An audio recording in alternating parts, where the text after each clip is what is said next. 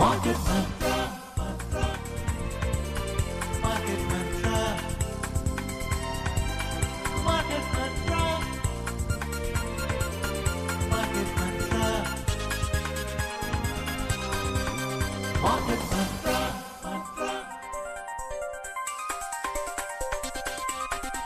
Market Mantra.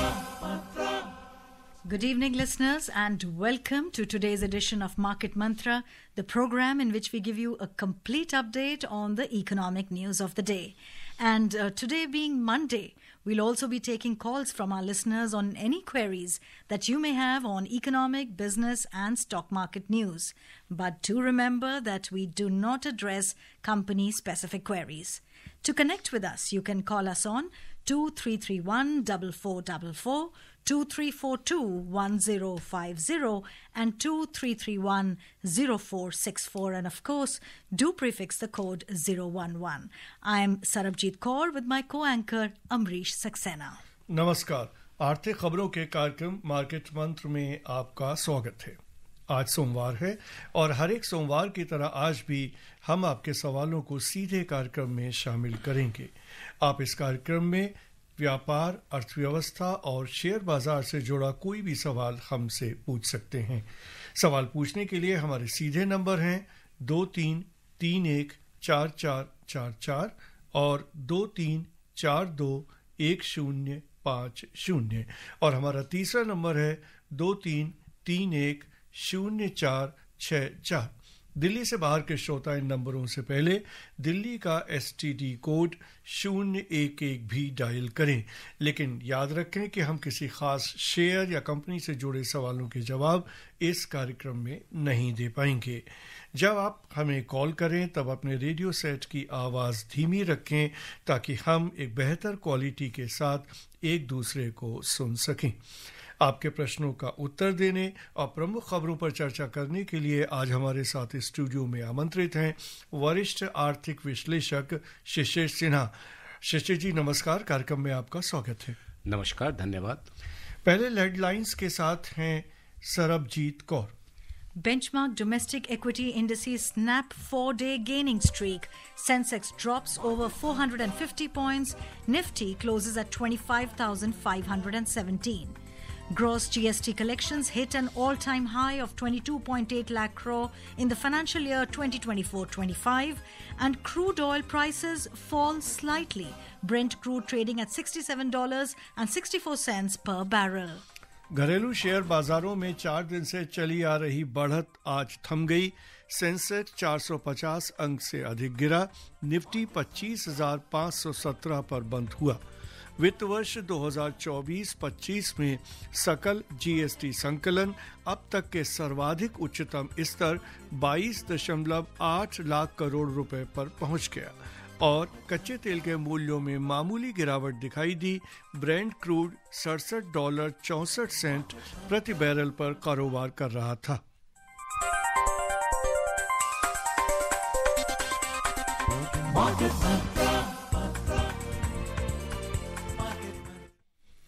और आज की पहली खबर, घरेलू शेयर बाजारों में 4 दिन से चला आ रहा बढ़त का दौर आज थम गया और दोनों ही सूचकांक लगभग 0.5% की गिरावट के साथ बंद हुए। दुनिया के बाजारों से आ रहे मिले जुले संकेतों और मुनाफा वसूली के चलते यह गिरावट आई। 30 शेयरों पर आधारित बंबई शेयर बाजार का सेंसेक्स 452 अंक की गिरावट के साथ 83,606 अंकों पर बंद हुआ। नेशनल स्टॉक एक्सचेंज का निफ्टी 121 अंक कम होकर 25,517 अंकों पर आ गया। हालांकि बंबई शेयर बाजार के व्यापक बाजार में बेहतर प्रदर्शन दिखाई दिया और सूचकांक लगातार 7वें दिन बढ़त के साथ बंद हुए। मिड कैप सूचकांक में 0.6% से अधिक और स्मॉल कैप सूचकांक में 0.8% की तेजी दर्ज की गई। The benchmark domestic equity indices took a breather today, halting their 4-day gaining streak. Both the indices closed with losses of around 0.5% amid mixed global cues and profit booking. The 30-share index at the Bombay Stock Exchange Sensex shed 452 points to close at 83,606. The National Stock Exchange Nifty 50 lost 121 points to settle at 25,517. However, the broader market indices at the BSE outperformed the frontline indices, rising for 7th straight session. The mid-cap index added over 0.6% and small-cap index edged 0.8%. और Sensex की 30 में से 18 कंपनियों में गिरावट दिखाई दी। गिरावट दर्ज करने वाली प्रमुख कंपनियों में एक्सिस बैंक का शेयर 2.1%, कोटक बैंक का शेयर 2% और मारुति का शेयर 1.9% से अधिक गिरा। बढ़त दर्ज करने वाली कंपनियों में ट्रेंट का शेयर 3.3% से अधिक, स्टेट बैंक का शेयर 1.8% से अधिक और भारत इलेक्ट्रॉनिक्स का शेयर 1.6% से अधिक बढ़ा। In sectoral indices at the BSE, 10 out of 21 sectors ended in positive territory, while commodities closed flat. Among the top gainers, capital goods surged 1.1%, services climbed over 1%, and industrials rose over 0.6%. In the top laggards, reality dipped more than 0.8%, banking slipped almost 0.6%, and auto as well as metal both fell nearly 0.5% each. The overall market breadth at the BSE was positive as shares of 2,362 companies advanced, shares of 1,750 companies declined, while shares of 178 companies remained unchanged. At the National Stock Exchange, 93 companies hit their 52-week high, while 26 hit their 52-week low. और दिल्ली से सतेंद्र जी जुड़ चुके हैं हमारे साथ। अपना सवाल पूछिए। Yes, thank you, Market Mantra team, for connecting me. My name is Satyendra. I'm calling from Delhi, Faridabad location. The question which I have is, I have been very long-term investor. When you say long-term, since last 10 to 15 years, I have only purchased either it's a mutual fund or it's a equity. So it's very rarely that I have sold anything. And I have been continuously increasing my investment. Now the thing is that every year basis there is some rebate which is there, or maybe I cannot say that that is a rebate, but a kind of long-term capital gain. So if I keep these holdings for a long term, then there is some specific limit. That this much of limit of 1 year I can enjoy it as a part of without any taxes being levied on it. So is it right that every year basis I should also take out some money out of it and then keep on rotating so that I can get the benefited out of it? I was having this query. First of all, I really appreciate your patience. That really rewards you, and that's a very good thing for the stock market. Now, when we talk about the long-term capital gain tax, I mean, before 2017-18, if you have earned anything, that will be grandfathered. That means you don't have to worry about that. After 2017-18 to 24-25, the long-term capital gain will be 1 lakh. If it is more than rupees 1 lakh, then it will be taxed. But please remember, when you are going to sell it, then only it will be taxed. It's not something like that it will be automatically deducted from your gain. Now from this fiscal, that is 25-26, the ceiling is now 1.25 lakh. So these are the changes which you have to keep in mind. And please remember that when you are going to sell it, just remember the date of purchase, and that will help you to calculate the tax. और चलते हैं रुपए का हाल भी जान लेते हैं। अंतर बैंकिंग विदेशी मुद्रा बाजार में $1 की तुलना में रुपया आज 28 पैसे कमजोर होकर 85 रुपये 76 पैसे पर बंद हुआ। घरेलू शेयर बाजारों में कमजोरी के चलते रुपए में गिरावट आई। उधर दुनिया की 6 प्रमुख मुद्राओं की तुलना में डॉलर की स्थिति दर्शाने वाला सूचकांक अंतर दिवसीय कारोबार में 97.15 पर चल रहा था। And Mr. N.R. Prasad has connected with us from Bengaluru. Mr. Prasad, please pose your question. Hi, good evening, Market Mantra. This is N.R. Prasad from Bangalore. Mr. Sinha, there are two questions. Normally, when we trade on the stock market, it always takes the FIFO. Whichever the bought first, it gets sold. It takes the FIFO. In case of a mutual fund, how does it act? What I meant is, would it take the latest NAV or the older NAV? That is first question. My second question is, three sectors which I would like to invest because a lot of IPOs are coming these days. In this, all sectors are there. Tell me any three sectors, especially the pharma and any other two sectors which we can invest for the next 1 year time. Thank you. These are my two questions. Mr. Prashad, for the first question, the latest NAV will be used for any redemption. That means any time when we are going to sell it, or if you are going to make a fresh investment apart from the NFO. I mean, if you are making money, if you are putting money through NFO, that's a new fund offering. That's a different issue. There will be no NAV there. That will be at par. That is rupees 10 per unit. But if the scheme is listed on the stock market, or if the scheme is not listed on the stock market, then any redemption or fresh investment will always be done on the latest NAV. To your second question, you mentioned about the pharmaceutical sector. The other two sector would be, one is of course the capital goods would be really good one, and the third I would advise you to go for the financial sector, because these two sectors are appears to be in a better position in next 3 to 5 years. हमारे अगले collar Faridabad से हैं अमरीश जी. विनोद जी अपना सवाल पूछिए. हाँ जी, नमस्कार market मंत्र जी. नमस्कार. नमस्कार. हाँ जी, आपसे सिर्फ ये जानना है कि हमारे देश की जो इकोनॉमी अभी 4th प्लेस पे या 5th प्लेस पे है, तो ये इकोनॉमी कैलकुलेट कैसे होती है? जैसे आप मेरा एग्जांपल लीजिए, मुझे तनख्वाह मिलती है, मैं नौकरी करता हूँ, तो तनख्वाह जुड़ती है या जो मैं खर्चा करता हूँ वो जुड़ता है उसमें, या जो मैं बैंक में सेविंग करता हूँ वो जुड़ता है? तो दूसरा पॉइंट है कि इकोनॉमी को बढ़ाने के लिए मैं अपने लेवल पे क्या कर सकता हूँ? विनोद जी, अगर मैं दूसरे सवाल की बात करूं कि आप अपने स्तर पर क्या कर सकते हैं, देखिए आप कहते हैं ना कि देश और समाज और राज्य जो भी है या परिवार जो है वो एक एक व्यक्ति से बनता है, तो हर व्यक्ति का योगदान है. आप अपने उत्पादकता पर ध्यान दीजिए, किस तरीके से आप ज़्यादा बेहतर तरीके से काम कर सकते हैं, उत्पादकता में योगदान कर सकते हैं, यही आपका सबसे बड़ा योगदान होगा. और जाहिर सी बात है कि ईमानदारी भी बहुत ज़रूरी है. और आपका जहाँ तक पहला प्रश्न था कि आकलन कैसे होता है, तो देखिए जब बजट का दस्तावेज आता है उसमें एक हमारे पास एक टेबल होता है जिसको हम लोग कहते हैं बजट एट अ ग्लांस, और उसमें हर साल सरकार जो है ये बताती है कि मौजूदा कीमत पर अर्थव्यवस्था का आकार क्या होगा. अब जैसे अभी के समय में 3.9 ट्रिलियन डॉलर की जो है अर्थव्यवस्था का आकार बताया गया है, ये मौजूदा कीमत पर है, यानी कि आज की कीमत पर जितने भी देश में वस्तु एवं सेवाओं का उत्पादन हो रहा है उसकी कीमत क्या बनेगी, वो हमारी अर्थव्यवस्था का आकार होता है.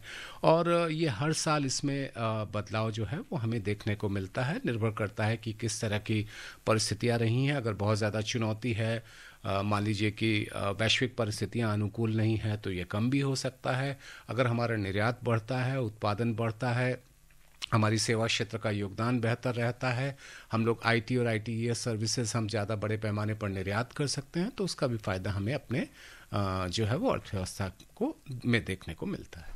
और दिल्ली से हमारे श्रोता केशव लाइन पे हैं. केशव नमस्कार, बताइए क्या पूछना चाहते हैं? हाँ नमस्कार सर. जी सवाल सर मेरे 2 सवाल हैं. पहला सवाल ये है, जैसे सन 1948 में हमारे देश में जो हमारा ये रुपया था, 1 रुपया $2 होते थे, और आज ये उल्टा कैसे इतना हो चुका है? हमें इतनी बराबरी लाने के लिए और क्या क्या कदम उठाने जरूरी पड़ेंगे जिससे हम भी डॉलर को पीछे छोड़ दें और अपनी इकोनॉमी को आगे बढ़ाएं? दूसरा सवाल ये है मेरा कि जो शेयर मार्केट में अगर एंट्री करनी है, जैसे कोई गाड़ी नहीं खरीदी, चलानी सीखनी पड़ती है, शेयर मार्केट में हमें इन्वेस्ट करने के लिए कुछ सीखना पड़ेगा, तो इसके लिए क्या क्या हम उपाय कर सकते हैं? पहला जो प्रश्न है आपका कि रुपये और डॉलर की जो स्थिति है, देखिए आज दुनिया में लगभग 40% व्यापार का निपटारा जो है वो डॉलर पे होता है. डॉलर की प्रामाणिकता इस संदर्भ में भी है कि पूरे देश की अर्थव्यवस्था और तमाम देशों की अर्थव्यवस्था का आकलन डॉलर के टर्म में होता है. तो डॉलर एक सर्वमान्य मुद्रा बन चुकी है, और उसका जो है अगर हम ये कहें कि रुपया उसके बराबर कब आ सकता है या रुपया उससे कब मजबूत हो सकता है, ये थोड़ी सी मतलब नामुमकिन हम नहीं कहेंगे, लेकिन काफ़ी मुश्किलों वाला काम है कि इस तरीके की हम परिस्थितियों को सोच सके. अभी की जो स्थिति है, जो हम लगभग $1 के लिए हम 85 से 86 रुपये हम जो है चुका रहे हैं, और मुझे नहीं लगता है कि इसमें अचानक वो घट करके जो है वो 50 रुपये पे या 25 रुपये पे आ जाए, ऐसा नहीं होगा। ये इसके लिए आप मतलब ऐसी कोई उम्मीद ना करें, वो बेहतर होगा। दूसरा आपका प्रश्न था शेयर बाजार को लेकर के। देखिए, शेयर बाजार में पैसा लगाना है तो सबसे पहले आपको अपने पैसे को पहचानना होगा और आपको ये भी देखना होगा कि आप कितना जोखिम उठा सकते हैं, क्योंकि शेयर बाजार बहुत ही जोखिम भरा खेल है। अगर आप समझते हैं कि नहीं, हम जोखिम नहीं उठा सकते, तो आपको शेयर बाजार का रुख नहीं करना चाहिए। आपके पास विकल्प है, पोस्ट ऑफिस के सेविंग स्कीम्स की बात कर लें, म्यूचुअल फंड हैं, आप बैंक के फिक्स्ड डिपॉजिट हैं, इन जगहों पर जाकर के पैसा लगा सकते हैं। हाँ, अगर आपसे कोई कहे कि शेयर बाजार में बहुत मुनाफा हो रहा है, याद रखिए अर्थशास्त्र का सिद्धांत है, मुनाफा जोखिम का प्रतिफल है। बहुत ज़्यादा जोखिम उठाना भी उचित नहीं है, और अगर आप जोखिम नहीं उठा सकते हैं तो शेयर बाजार में आप ना जाएं। हमारे अगले कॉलर महाराष्ट्र से हैं, केशव शुक्ला जी, अपना सवाल पूछिए। जी, गुड इवनिंग आलाफी। मेरा क्वेश्चन ये है कि जो कोई भी मटेरियल या कोई भी पैकेट रहता है, उसके नीचे कंडीशन सप्लाई लिखा रहता है या सस्ते लागू लिखा रहता है, तो उसके थ्रू कंपनी कस्टमर से क्या क्या बेनिफिट ले सकती है, इसके विषय में जरा ब्रीफ में बताइए। देखिए, नियम व शर्तें लागू हर सेवा के लिए जो है वो जुड़े हुए हैं। जैसे आप बैंक में अकाउंट खोलने जाते हैं तो वहाँ पर भी जिस तरीके के फ़ायदे की बात की जाती है, जिस तरीके के ब्याज दर देने की बात की जाती है, वो सब के सब उसमें नीचे लिखा रहता है नियम और शर्तें लागू। अब जैसे उदाहरण के तौर पे आपको बताएं, आप यदि बैंक में सेविंग अकाउंट खोलते हैं, जिसको हम लोग बचत खाता कहते हैं, तो उस दिन पे जिस दिन आपने खोला, मान लीजिए कि उस दिन ब्याज की दर 2.75% है, लेकिन अगर वो ब्याज की दर घट करके 2.5% आ गए तो वो आपके लिए आपको स्वीकार करना होगा, क्योंकि वो नियमों शर्तें में लागू है। इसी तरीके से जब आप फिक्स डिपॉजिट करते हैं, वहां पर मान लीजिए कि आपने जिस तारीख को फिक्स डिपॉजिट किया उस दिन आपको 6.5% ब्याज देने की बात की गई है, तो जब तक आपके पास वो मियादी जमा होगी तब तक आपको 6.5% मिलेगा। हाँ, अगर आप उसको रिन्यूअल कराने जाएंगे, यानी कि दोबारा उसको निवेश जमा करना चाहेंगे, तो उस तारीख की ब्याज दर है। तो नियम व शर्तें जरूर पढ़नी चाहिए। कभी भी कोई सेवा ले रहे हैं या कोई वस्तु खरीद रहे हैं और अगर उस पर लिखा हुआ है छोटे अक्षरों में नियम व शर्तें लागू, तो आपको पूछना चाहिए। यहाँ तक कि जब आप वेबसाइट पे भी आप जाते हैं तो उसमें भी लिखा हुआ होता है नियम और शर्तें लागू। जरूर पढ़िए, ये आपके हित में है। एक उपभोक्ता के लिए जरूरी है कि वो अपने अधिकार को जाने, लेकिन वो अधिकार को तभी जान सकता है जब वो नियम और शर्तों को पढ़ेगा। अगर आंख बंद करके हस्ताक्षर कर दे या स्वीकृत कर दे तो फिर आपके लिए जो अधिकार हैं वो खत्म हो जाएंगे। और दिल्ली से हमारे श्रोता संजीव लाइन पे हैं। संजीव, नमस्कार, बताइए क्या पूछना चाहते हैं। नमस्कार जी सर, एक शेयर है जो कि हम 2022 से होल्ड कर रहे थे, लॉन्ग टर्म कैपिटल गेन में है, और इस शेयर में नवंबर 2024 में हमें स्प्लिट हुआ तो 500 शेयर और मिल गए। आज उसे बेचना है तो 700 शेयर बेचने हैं। अब क्वेश्चन ये है कि ये जो आप बेचेंगे तो ये लॉन्ग टर्म कैपिटल गेन में ही आएगा, जहाँ जिस दिन को आज से 6 महीने पहले या 7 महीने पहले स्प्लिट हुआ और 500 शेयर और मिले, इसका गवर्नमेंट क्या ट्रीटमेंट करेगी? जो बोनस शेयर, अगर मैं आपकी बात को समझ पा रहा हूं तो आपको बोनस शेयर मिले हैं, और जिस बोनस शेयर को आप बाकी दूसरे शेयरों के साथ बेचना चाहते हैं तो आपको दोनों ये दिखाना होगा, क्योंकि जो बोनस शेयर जारी करने की तारीख थी वो आपकी खरीद की तारीख मानी जाएगी। तो जो आपके अगर आप अभी नवंबर में हुआ है और ये महीना चल रहा है जून का, अब तो खैर जुलाई भी शुरू होने वाला है एक दिन के बाद, तो 6 या 7 महीने हुए हैं, तो अभी आपने साल पूरा नहीं किया तो short term capital gain tax उस पे आएगा। लेकिन बाकी जो हैं वहाँ पर आपके लिए जो आपका 1,25,000 रुपये के ऊपर का जो मुनाफा है उस पर आपको long term capital gain tax देना है। Our next caller is from Kolkata. Lakshmipat जी, अपना सवाल पूछिए। हाँ, हेलो, नमस्कार मार्केट मंत्रा। नमस्कार। स्किनर साहब को भी नमस्कार। नमस्कार। सर, ये हम लोग टैक्स पेयर्स खोए रहते हैं, इनकम टैक्स पेयर, और डिपार्टमेंट हम लोगों को जगाता रहता है टैक्स भरिए, अब don't wait till last date और ऐसे करके मैसेज भेजता रहता है। और इस सर डिपार्टमेंट हो गया और अभी तक ITR 2 और 3 जो है वो ऑनलाइन चालू नहीं हुआ। हम लोग रोज परेशान होते हैं, देखते हैं, डेट बढ़ा दिया वो अलग बात है, लेकिन हमें अपना काम करना है। जुलाई अगस्त में मैं टैक्स रिटर्न प्रिपेयर करता हूँ तो मैं वैसे फालतू बैठा रहता हूँ। मतलब एक बहुत परेशान है सर, ये क्यों हो रहा है, क्या कारण है, थोड़ा आप इसमें प्रकाश डालिए। देखिए, इस बार अगर आपने गौर किया होगा कि अमूमन आईटीआर के फॉर्म्स जो हैं वो 1 अप्रैल से ही जो है वो अपलोड कर दिए गए थे। पिछले साल अगर आप याद करें, इस साल 1 महीने की देरी हुई और उसमें भी जो रिटर्न का प्रोसेस है वो और देरी से शुरू हुआ और अभी ITR 1 और ITR 4 जैसा आपने बिल्कुल सही कहा वो उस पर भी चल रहा है।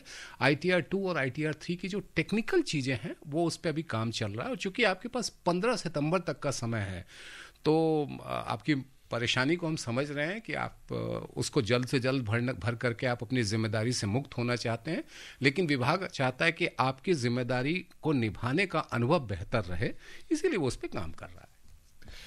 और बिहार से हमारे श्रोता टिंकू लाइन पे है। टिंकू नमस्कार, बताइए क्या पूछना चाहते हैं। Hello.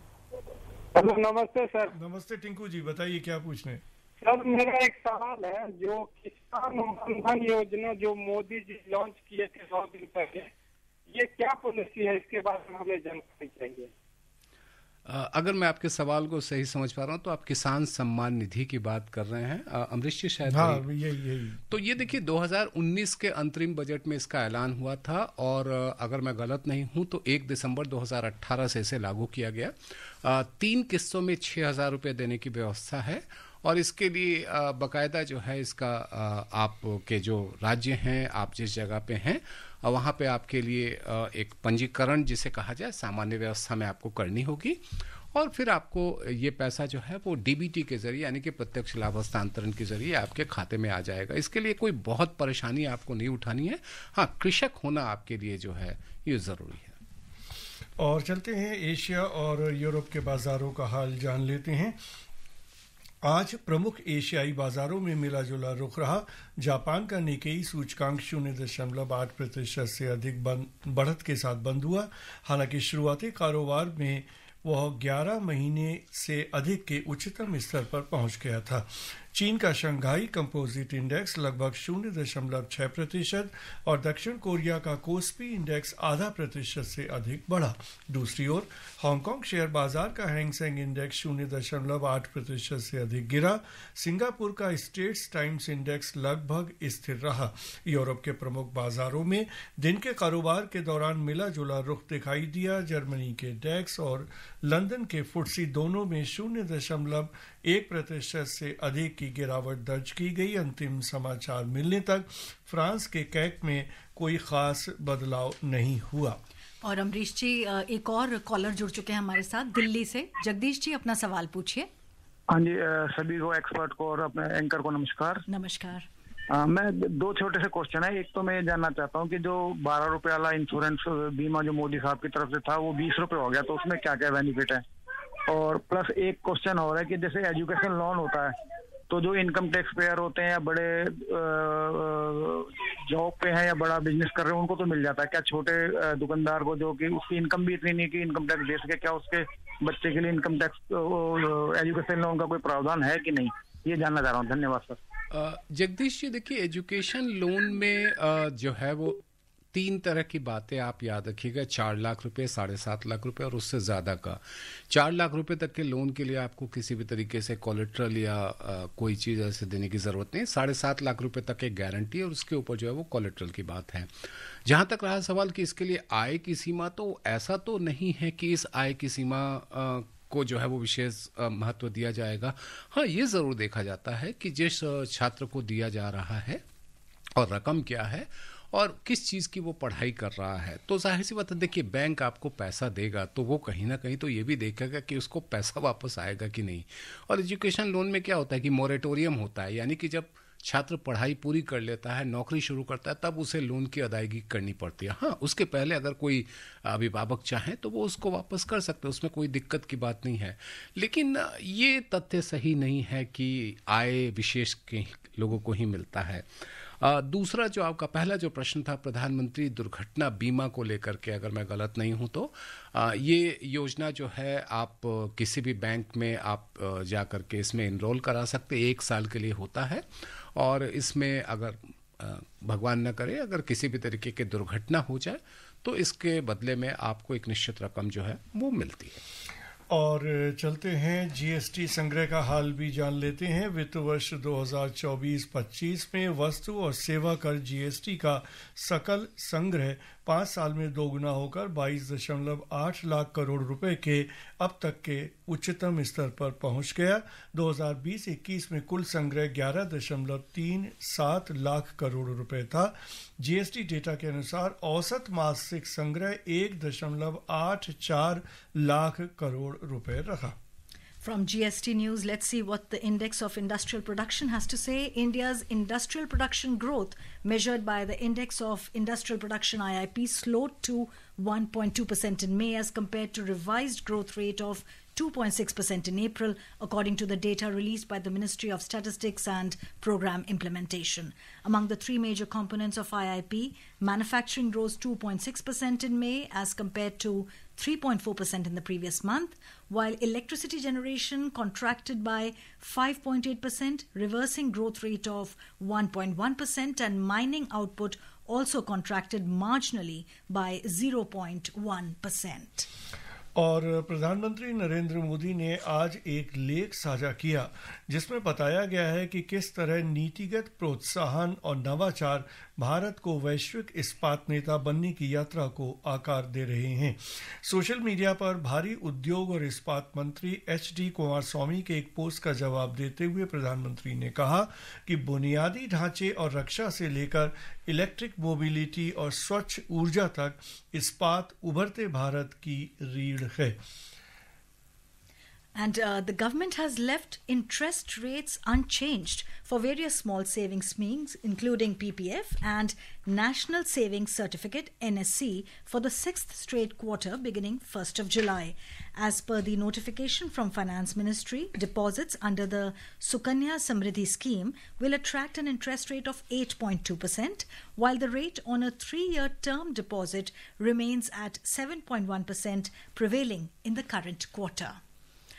Union Minister for Shipping and Waterways Sarbanand Sonowal has said that central government has a vision to professionalize 5,000 kilometers of navigable waterways in the country, connecting the ASEAN nations by cruise. Speaking at the inaugural of the first ASEAN-India Cruise Dialogue, he said that the government initiative of Sagarmala has a target of 1 million passengers in 2029. Crude oil prices held steady today as West Asia tensions eased, while a possible OPEC Plus output increase in August and uncertainty over the global demand outlook weighed on the market. Brent crude was trading over almost 0.2% down at $67.64 per barrel, and WTI crude was also trading over 0.2% down at $65.36 per barrel when reports last came in. Shishir, what's your expert comment on this news of crude oil? I think the conflict between Israel and Iran, if it is slightly slowing down, that is going to have some impact on the crude prices. And also the Strait of Hormuz, which was critical transit point for almost 20% of oil export, that has not been blocked. So that is also a good news, and that is why you are seeing that crude prices are almost flat, and it's a good news for India. In the Indian bullion market, 24-carat gold was trading over 0.5% up at 96,270 rupees per 10 grams, and silver 999 fine was trading nearly flat at 1,06,500 rupees per kilogram a short while ago. और multi commodity exchange में अंतिम समाचार मिलने तक अगस्त में आपूर्ति किए जाने वाले सोने का वायदा मूल्य 0.54% बढ़कर 95,981 रुपए प्रति 10 ग्राम पर चल रहा था। वहीं जुलाई में आपूर्ति की जाने वाली चांदी का वायदा मूल्य 0.07% बढ़कर 1,05,300 रुपए प्रति किलोग्राम पर चल रहा था। और चलते हैं कार्यक्रम की समाप्ति की ओर। शशि जी, इस कार्यक्रम में भाग लेने, प्रमुख खबरों पर चर्चा करने और श्रोताओं के प्रश्नों का उत्तर देने के लिए आपका बहुत बहुत धन्यवाद। धन्यवाद। Listeners, before we wrap up today's show, a reminder of the headlines. Benchmark domestic equity indices snap 4-day gaining streak. Sensex drops over 450 points. Nifty closes at 25,517. Gross GST collections hit an all-time high of 22.8 lakh crore in the financial year 2024-25, and crude oil prices fall slightly. Brent crude trading at $67.64 per barrel. And that's it in today's edition of Market Mantra. Goodbye.